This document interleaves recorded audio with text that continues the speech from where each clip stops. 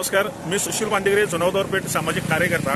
आज या ठिकाणी तुम्ही बघत असाल की पंचगंगा नदीवर रिसर नंबर 1A आणि 1B 2328 ही खर्डेकरांची बाग म्हणून ओळखली जाते। आज ही जागा महापालिकेकडे वर्ग झालेली आहे आणि ह्या जागेवर बागेचं आरक्षण आहे आणि महापालिकेने इथं पाटी पण लावलेली आहे। 6 महिन्यापूर्वी या ठिकाणी कंपाऊंड घालण्यात आलं महानगरपालिकेच्या वतीनं। त्याच वेळी या ठिकाणी सपाटीकरण करण्यात आलं, पण सपाटीकरण करताना या ठिकाणी 2 मंदिरं होती पुरातन आणि मोठी मंदिरं होती।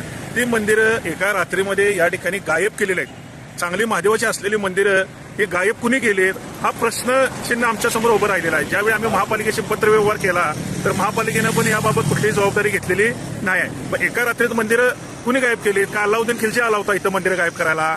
हा आमच्या कोल्हापुरातला एक सामान्य कार्यकर्त्यांना, हिंदुत्ववाद्यांना आम्हाला पडलेला प्रश्न आहे। या ठिकाणी जी मंदिरं गायब झालेली आहेत हिची चौकशी झाली पाहिजे अशी मागणी आम्ही कलेक्टरांच्याकडे करणार आहे। अन्यथा आम्ही इशारा देतो, जिने ही मंदिरं गायब केल्यात त्यांना या ठिकाणी आम्ही ठोकल्याशिवाय राहणार नाही।